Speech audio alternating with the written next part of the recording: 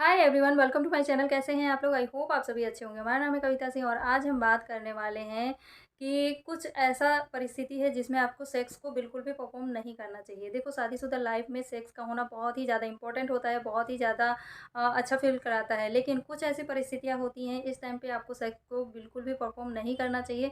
नहीं तो आपको भी और आपके पार्टनर को भी, दोनों को भी खतरा हो सकता है। ठीक है?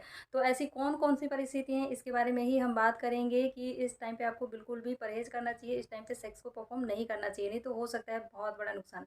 ठीक है? तो वीडियो पे बने रहिए, वीडियो बहुत ही ज़्यादा इंपॉर्टेंट है, बहुत ही ज़्यादा इन्फॉर्मेटिव है। तो जो भी हमारे चैनल पे फर्स्ट टाइम आए हैं, वो चैनल को जल्दी से सब्सक्राइब कीजिए, लाइक कीजिए और बेल आइकन को भी प्रेस कीजिए ताकि इस टाइप की वीडियो आप भविष्य में भी देख पाएँ। तो चलिए वीडियो को स्टार्ट करते हैं। इसमें सबसे पहला है एसटीडी, यानी कि यौन संचारित रोग। अगर किसी व्यक्ति को इस टाइप का संचारित रोग है, यौन संचारित रोग है, इन्फेक्शन है ना? तो ऐसे सिचुएशन में किसी भी ऐसे व्यक्ति से, स्त्री या पुरुष, किसी से भी आपको सेक्स परफॉर्म नहीं करना चाहिए, क्योंकि ये संक्रमण जो है आपको भी हो सकता है। तो ऐसे सिचुएशन में कभी भी आपको संबंध स्थापित नहीं करना चाहिए अपने पार्टनर से या किसी भी इंसान से। ठीक है? तो ये पहला चीज़ है कि इस टाइम पे आपको कभी भी नहीं करना चाहिए, नहीं तो भारी नुकसान हो सकता है। दूसरा है सर्जरी के बाद। देखो, कोई भी ऑपरेशन हो, कोई भी सर्जरी हो, छोटा हो या बड़ा हो, उसके बाद तुरंत आपको सेक्स को परफॉर्म नहीं करना चाहिए, नहीं तो नुकसान हो सकता है। क्योंकि डॉक्टर भी सलाह देते हैं कि जब तक जो सर्जरी है उसका घाव जो है वो भर नहीं जाता है, तब तक आपको सेक्स को परफॉर्म नहीं करना चाहिए। और डॉक्टर जो है वो 3 मंथ का समय लेना चाहते हैं और वो आपको सलाह भी देते होंगे कि 3 मंथ तक आपको सेक्स को परफॉर्म नहीं करना है। तो ये आपको सर्जरी के बाद भी सेक्स को परफॉर्म नहीं करना है। अगला जो है वो इन्फेक्शन के टाइम पे भी आपको सेक्स को परफॉर्म नहीं करना चाहिए। अगर आपको बैक्टीरियल इन्फेक्शन है, यूरिन इन्फेक्शन है या आप किसी भी टाइप का इन्फेक्शन है आपके प्राइवेट पार्ट पे, तो आपको सेक्स को नहीं परफॉर्म करना चाहिए। अगला है कि जब आप प्रेग्नेंट होते हैं, ये सवाल काफ़ी लोगों के पास आता है कि जब उनकी वाइफ जो है प्रेग्नेंट होती हैं, तो उनका सवाल होता है कि प्रेगनेंसी में हम सेक्स को परफॉर्म करें या ना करें। लेकिन यहाँ पे देखो, स्टार्टिंग का जो 3 मंथ होता है वो बहुत ही ज़्यादा नाजुक समय होता है। इस टाइम पे अगर सेक्स को परफॉर्म करते हो तो मिसकैरेज का खतरा बढ़ जाता है। ठीक है?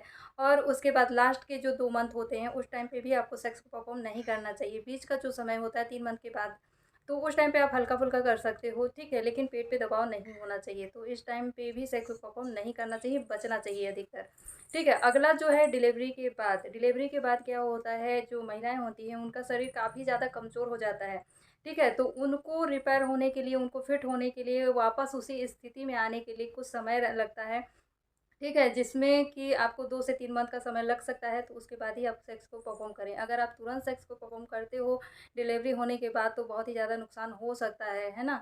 तो ऐसा बिल्कुल भी नहीं करना चाहिए। इस टाइम पे आपको परहेज़ रखना चाहिए, इस टाइम पे बिल्कुल भी आपको सेक्स को परफ़ॉर्म नहीं करना। अगला जो है वो है हार्ट प्रॉब्लम। अगर किसी व्यक्ति को दिल की बीमारी है, तो ऐसे इंसान के साथ भी सेक्स को परफ़ॉर्म नहीं करना चाहिए, उससे सेक्स को परफ़ॉर्म करने से बचना चाहिए। ठीक है?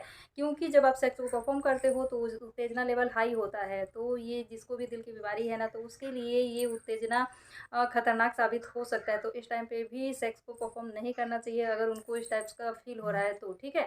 अगला जो है वो है कि जब झगड़ा होता है तब। देखो, काफ़ी शादीशुदा लाइफ़ में हमेशा झगड़े होते रहते हैं किसी न किसी बात को लेकर। तो लेकिन यहाँ पे काफ़ी लोग ये सोचते हैं कि चलो झगड़ा हुआ है, तो मैं उसको सेक्स के द्वारा उसको मना लेता हूँ। लेकिन यहाँ पे अगर आपका पार्टनर जो है वो गुस्सा है, तो वो ये भी उसके माइंड में जा सकता है कि इसको केवल सेक्स की ही पड़ी है, मेरे से कोई प्यार नहीं है। यहाँ पे आपको क्या करना चाहिए, उससे बैठना चाहिए, बातों को सुलझाना चाहिए।